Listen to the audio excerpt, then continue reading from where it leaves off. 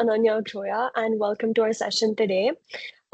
Just as Louise said, please feel free to ask any questions in the chat. I will address as many as I can at the end of the session. And today we're going to talk about one of the most important parts of your university application, which is your personal statement. And we're going to focus on how you can write a personal statement that helps universities understand who you are as a person and why you are a strong candidate. So let's get started. Before we get into the details, though, let me quickly introduce myself. I'm currently in my third year studying politics and international relations at the University of Bristol. One of the reasons I chose Bristol was because I loved the flexibility of the course and I really liked the city itself. One of my biggest worries was actually time management.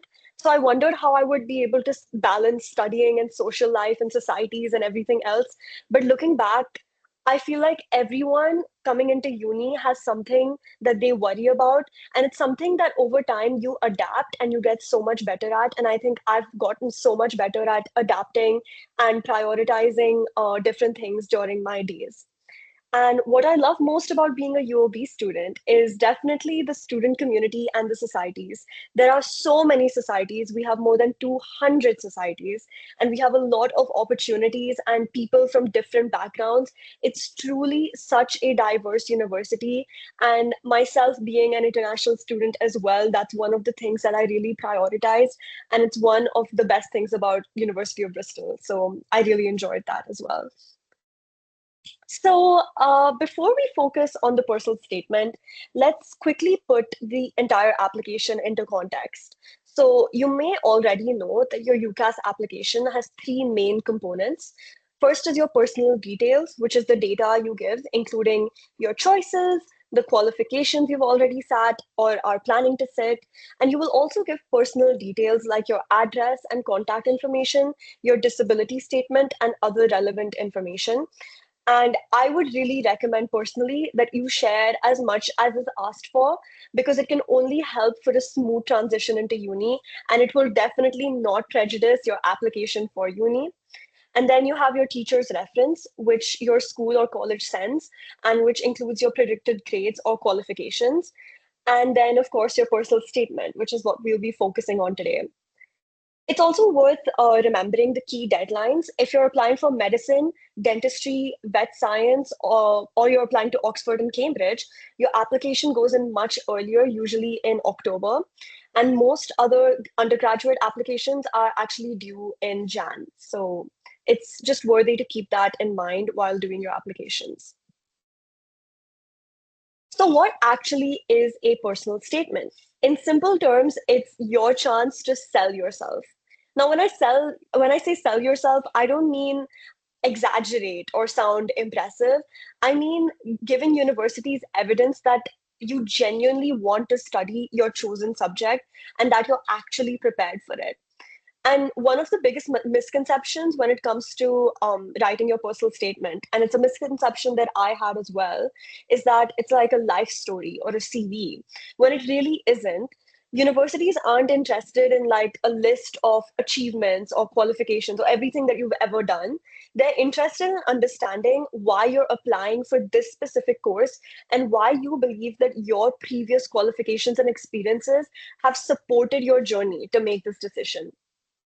And of course, another important thing to remember is that details matter. General statements like, I've always loved science, doesn't tell admissions teams really a lot. You have to be specific and you have to give specific examples because they are so much more powerful.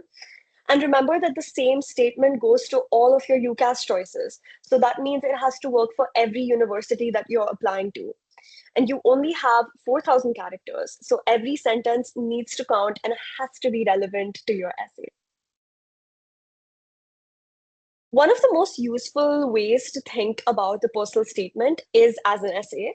Imagine the title of this essay is, Why Should I Be Allowed to Study the Subject that you want to study at this university?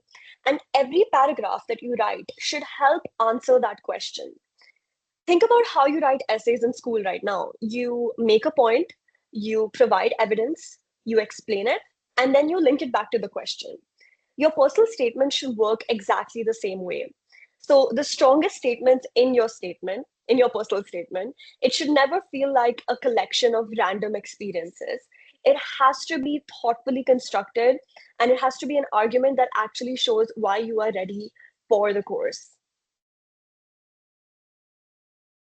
So when admissions tutors read your statements, they're looking for several key things. First is relevant academic ability. Now, I will explain this in depth shortly, but what it means is it's not just to get the best students, it's also to make sure students can not just survive, but also thrive on the course that they've selected. Then there's motivation and passion for the subject. Why do you actually want to study this subject? This is especially important for courses which are competitive. If loads of people are applying to the same course and they all have the right qualifications for it, this may be how universities choose who to give the place to. This could be your distinguishing point. They're also interested in relevant experience, study skills, critical thinking, and of course, your understanding of what the course involves.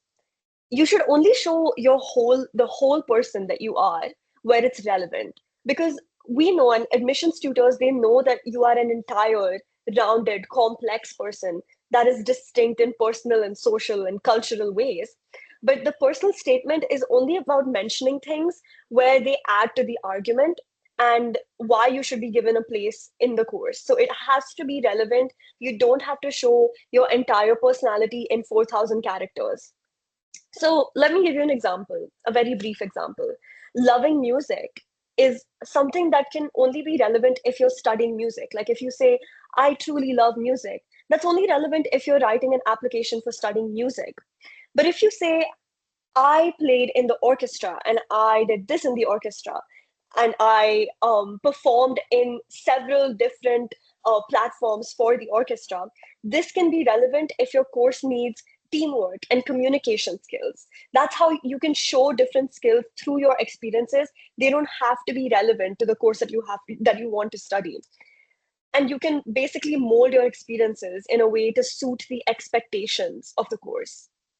Understanding of the course is particularly important as well. If the course is professional, practical, or vocational, or quite different from a subject that you would normally study at school. So, like music, for example. Now, every course you can apply to through UCAS has to have a page describing the same information that's given on this screen here. So this is the front page of the Politics and International Relations course on University of Bristol.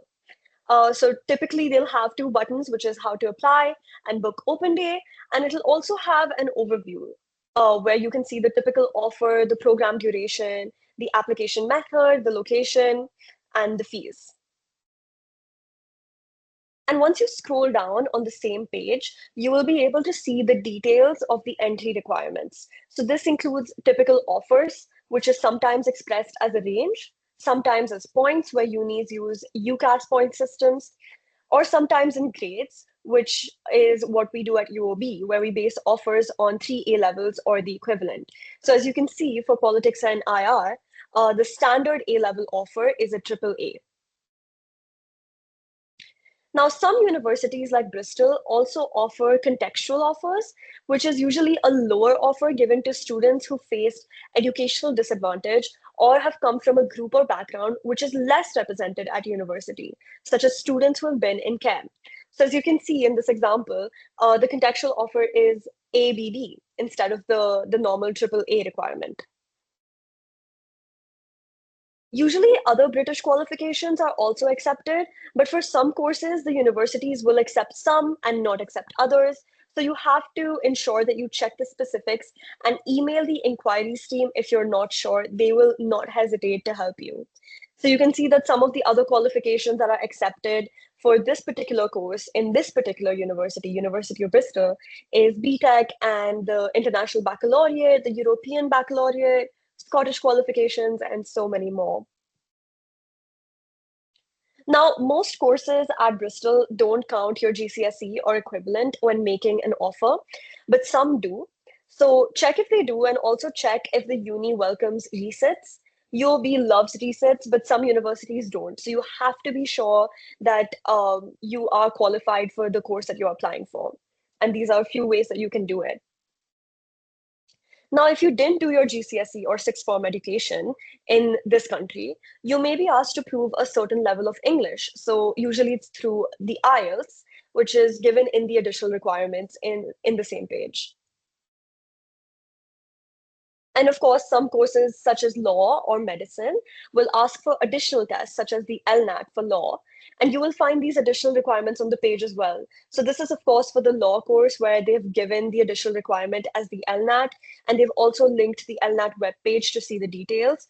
Some universities, such as Oxford and Cambridge, will ask for tests for most of their courses. But I think this is only a requirement for law and medicine here at University of Bristol. Now, this is one of the most underused resources available to applicants, and it's one that I talk about very passionately all the time. At Bristol, every undergraduate course has an admission statement explaining how applications are assessed and what qualities the admissions team values. If you're applying elsewhere and can't find similar information, you should most definitely email the admissions team and ask.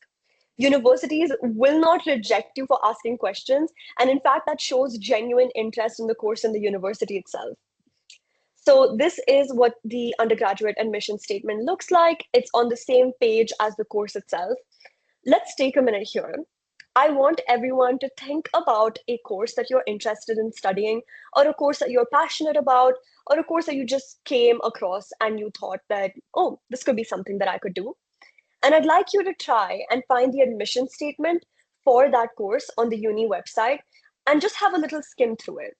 Think about what qualities this course might value based on the admission statement. So, is it communication? Is it creativity or teamwork?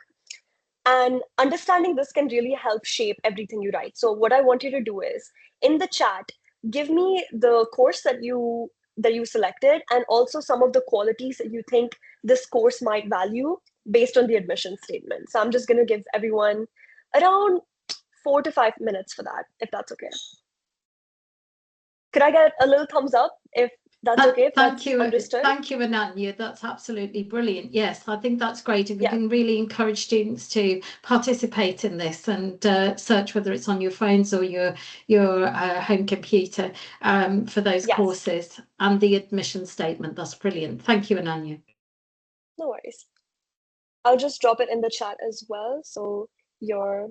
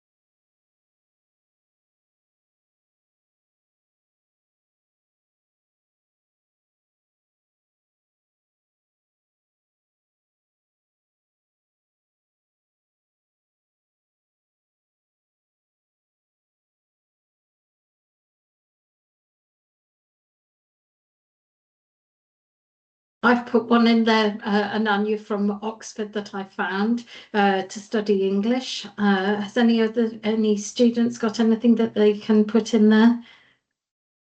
If we haven't, then perhaps we can think about that one and Anya whilst they're still searching and putting things in. Sorry, I didn't catch the last part of what you said. I'm sorry, I put the English, studying English at Oxford, what I found in there. I don't know if students are busy searching away, but perhaps they can put things in the chat whilst you carry on, Ananya, but that's certainly one for Yes, Oxford studying English. sure. Okay. So I will carry on now, but please feel free to put in your research in the chat. Okay. So, as a general rule, about three-quarters of your personal statement should focus on the subject. This means your interest in the course, relevant skills, academic experiences, wider reading, and evidence that you've prepared for university study. And the remaining quarter can be about you as a person. So, your hobbies, your interests, work experience, volunteering, or even future ambitions. And the key question is always, how does this strengthen my application? This is something that you should write down and keep in front of you all the time. I want you to keep asking this question to yourself as you progress in your writing and answering it. Every time you finish a paragraph, ask yourself, how has this added to my statement? How has this strengthened my motivations for applying to this course? And if you mention an activity, make sure you're explaining why it's relevant. And that you can really be helped with that when you ask this question to yourself, how does this strengthen my application?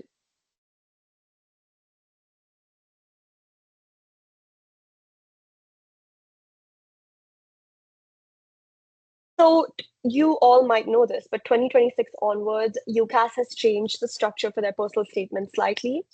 Instead of one completely open piece of writing, you'll answer three questions. Why do you want to study this course or subject? How have your qualifications and studies helped you prepare for this course or subject? And what else have you done to prepare outside of education? And why are these experiences useful? Now, although the format has changed, the underlying principle really hasn't. You're still building a case for why you're a strong applicant. And again, the best way to think of the personal statement is to treat it as an essay. You want to write paragraphs which build an answer to the question on the screen. Like an essay, you should write it in paragraphs which contain evidence supporting the argument and which answers facets to the overall argument that you're building as well. So before we dive into looking at each question, I want to pause for just a minute here um, to see if I've had any responses from the admission statement activity. Okay, okay, that's fine. No worries. Let's move on.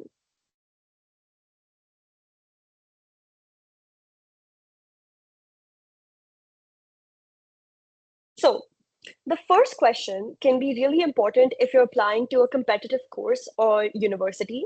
It's really about motivation and curiosity. Universities want to know what sparked your interest, but they also want to know how you've explored this interest independently. Have you read books? Have you listened to podcasts? Have you attended lectures or completed online courses? And the strongest responses to this question will not just say that they enjoyed the subject, but provide evidence that they have actively engaged with it. So if you enjoy history, instead of saying, I enjoy history, explain what aspect of history fascinates you and what you've done to explore it further. It could even just be a documentary that you really, really enjoyed and you got inspired from, and you could include that in your personal statement as well. So we would recommend one star paragraph for each of these two bullet points given here for the first part of your personal statement. This section focuses on your academic preparation, so your qualifications and studies. Keep the focus on how what you've done within your current studies will be relevant for the course or subject that you're applying for. Think about the skills your current subjects have developed in you. Maybe English literature has strengthened your analytical skills. Maths has improved your problem solving abilities. Maybe your experiences in the biology lab has developed your ability to evaluate evidence. These are the kind of connections you can and should make. And the important thing is that you have to make this connection explicit. Don't assume admissions teams will make this link for you. You have to show this link to them. We would recommend at least 2-star paragraphs for this question as well. The focus should be academic for at least one. This is where work experience, volunteering, leadership roles, independent projects, and competitions can be useful.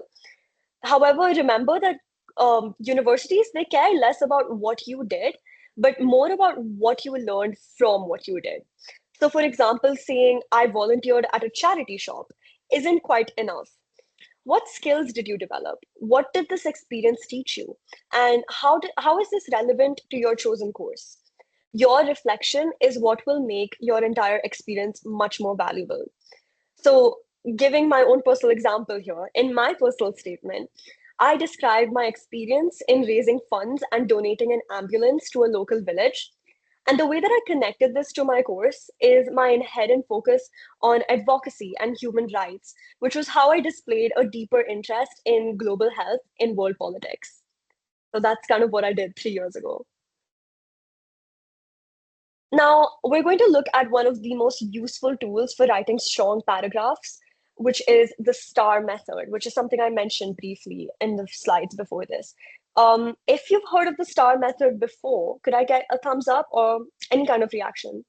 A clap, a heart, a thumbs up, anything? Okay, perfect, perfect. So I'm assuming that most of you guys know what the STAR method is already, but just to give everyone a brief, STAR stands for situation, task, action, and result. This structure helps you move beyond simply describing an experience, and it allows you to demonstrate skills and achievements clearly. Whenever you're stuck, ask yourself, what was the situation? What was I trying to achieve through this experience? What did I actually do? How did I come to the conclusion that I came to? And what happened as a result? So this structure instantly makes examples much more convincing. Now let's look at this law example. I'd like you to take 30 seconds to just read through it and think about what's wrong with it. And whatever you notice, if you could just put in the chat, let me know if you can. I'll read through it. And also give me a little thumbs up if you're done reading it. I'll just give you guys 30 seconds for that.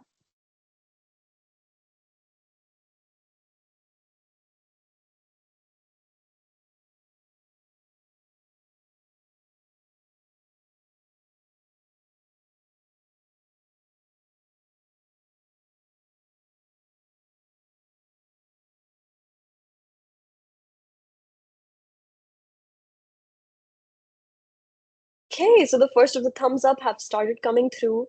Um, could I just could someone respond in the chat and let me know if they notice something wrong? It's completely fine if you can't. I will explain it anyways.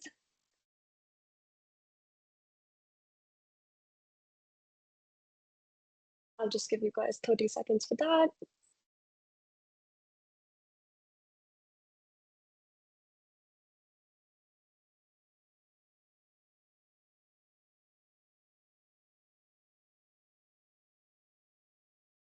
Okay, so that's totally fine. Let's have a look at the issues in this paragraph. So one major issue is that it spends a lot of time telling a story, and it's entertaining, but it doesn't provide much evidence about why the student would be a strong law applicant. And personal statements, you have to remember, aren't creative writing exercises. Every sentence should help strengthen your application. And interesting anecdotes are fine and amusing, but only if they serve a purpose in the statement that you're writing. So these characters could definitely be used more effectively, and you should definitely avoid extensive anecdotes and cliches. Now let's compare that with this medicine example. At first glance, the original paragraph seems fine. So I want you guys to have a read through it and just see if you notice something kind of off about it or a problem. And oh, I see some comments starting to come through. Yes, the previous one sounded A bit like a story and the main topic was not clear, spelling errors. Okay, I'll give you guys 30 seconds to read through this one. Give me a little thumbs up when you're done. And if I could just have a few responses in the chat.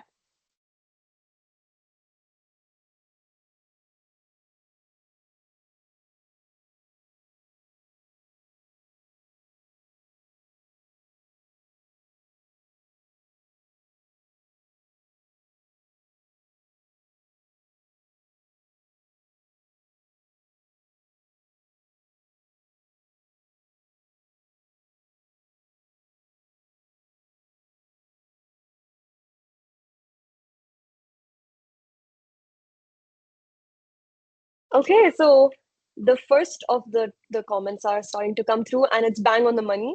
It doesn't specify what skills. It doesn't expand enough on the skills gained. Yes. Um, I would remove things like, for instance, okay, yeah, that's fair as well. So you did notice just how vague this was.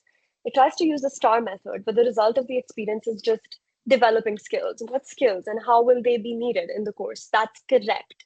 It's too vague. Now, how could this be rewritten using the star method? So the star version is much stronger because it provides details. It explains the situation. So the rewrite of this is, I participated in the medicine stream of the Sutton Trust Summer School at the University of Bristol. I attended lectures and lessons, including a DNA testing workshop. So that kind of sets the scene.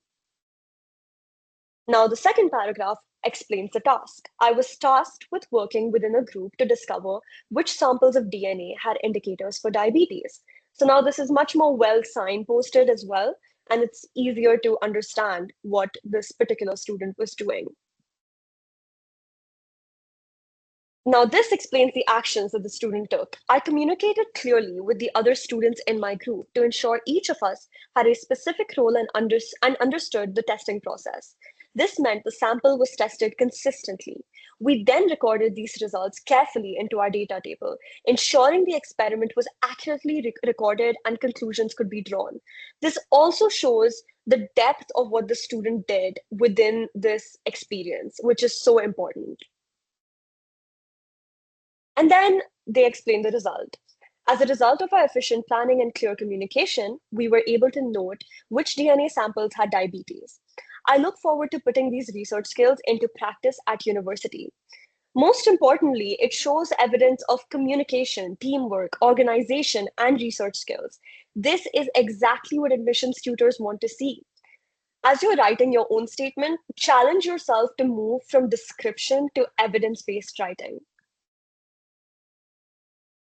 Now, this is one of my favorite strategies. This is a skills bank, and you should definitely create your own personal skills bank. So, what I've shown here is just an example, and I would encourage you to make your own. Start by identifying the skills your course values. So, you can research this by using the university's website, as we saw before, and the admission statement to identify what kind of skills they want to see. Then think about the situations where you've demonstrated these skills. For example, if teamwork is important to your course, where have you worked effectively with other people? If communication is important, where have you shown strong communication? Take a couple of minutes to think about one skill and one example from your own experience and how you think it will relate to your degree. Um, so in the chat, if you want to, I want you to tell me a course that you're interested in and a skill that you've already developed or are developing that you think will help you. So it can just be a two-word response as well. So the course and the skill. But just remember, when you're actually writing the personal statement, the more specific this example is relating to the skill, the stronger the impact of it will be for the admissions tutors. I'll just give you guys 30 seconds for that.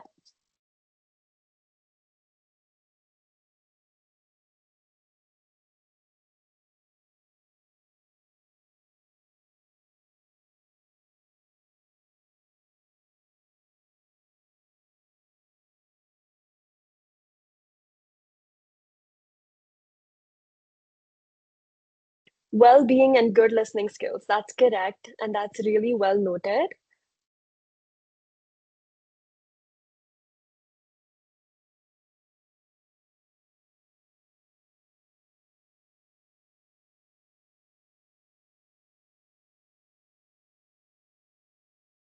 So also, if you want to work in well-being, you can think about how you can expand your skills bank as well.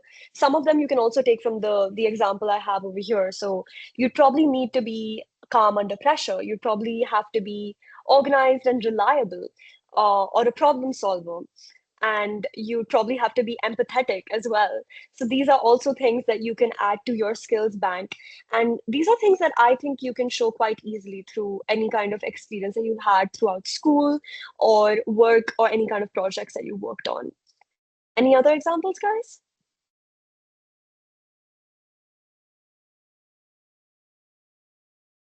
Law, effective communication skills, or team working. That's correct. That's correct.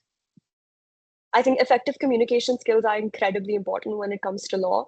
So that would be a stellar skill to show in your personal statement.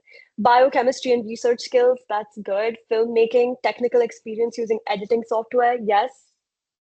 Primary teaching, patience and problem solving skills, of course, yes. English lit, intellectual analysis. I like that one, yes. Most definitely. ODP communication, yes.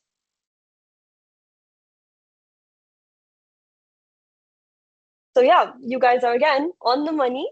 Really well done. Um, so I'm sure that you'll be able to identify the kind of skills that will be required.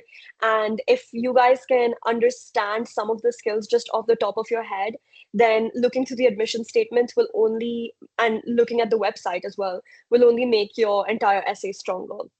And of course, remember, don't be worried if you have any gaps. You can use this summer and you can use the rest of your time to fill them up by volunteering or working.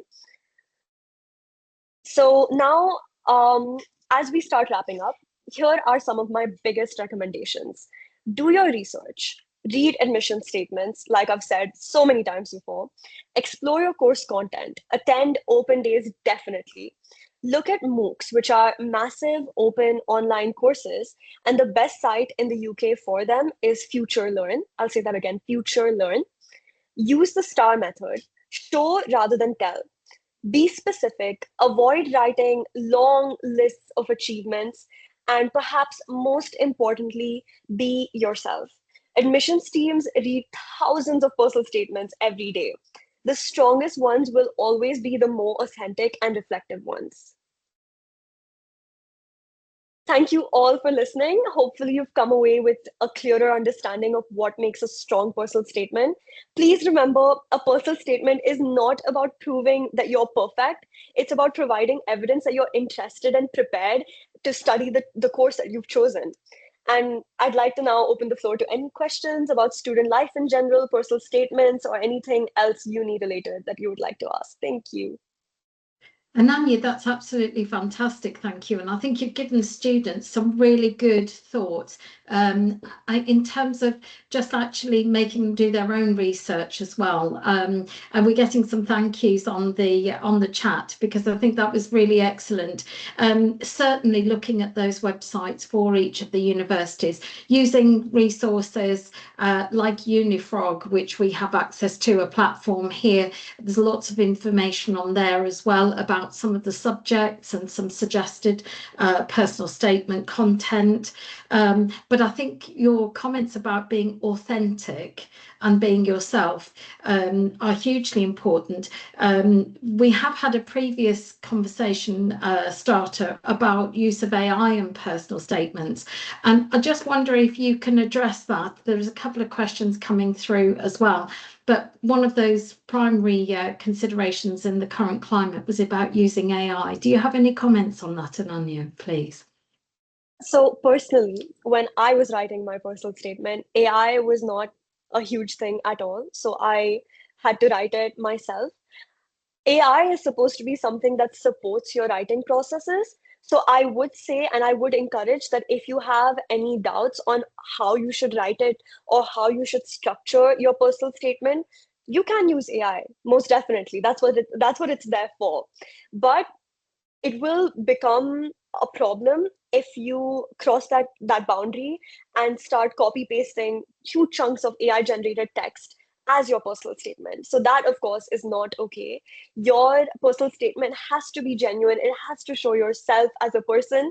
And I'm pretty sure that our teams would be able to capture any kind of AI generated information on a personal statement as well. So I would strongly recommend that you just use it for structuring or just basic doubts, problem solving or doubts, but don't use it to write your entire personal statement. It's not going to work out. So, yeah. That's excellent. And actually, Kennedy has written in there, what would be the best skills needed for a psychology degree? Now, that's something you could put into AI and just check out, but also using the website, exactly what you've talked about as well, the admissions, the written part, all about what universities are Yeah. looking for in those courses. That's the best form. But again, Unifrog UCAS information does have about psychology or any of those other subjects and talks about the skills. Frog, I would, Kennedy, point you in the direction of, because in the subjects library, if you look under psychology, it actually gives you a list of some of those skills. And I think that's really good then to make a match with the STAR method, as Ananya suggested. Question there from Brianna. If you have a really good personal statement, does it have a possibility of lowering entry requirements for the university? Interesting question. So I would say if you were looking at a university application stages, your entry requirements are stage one.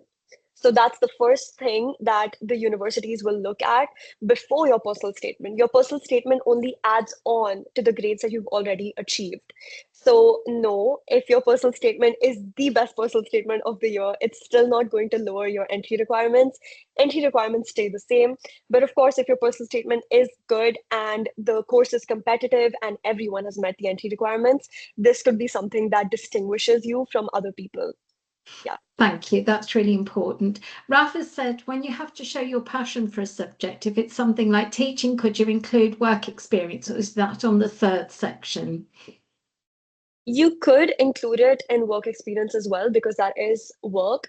That is actually up to your discretion depending on the kind of skills that you want to show.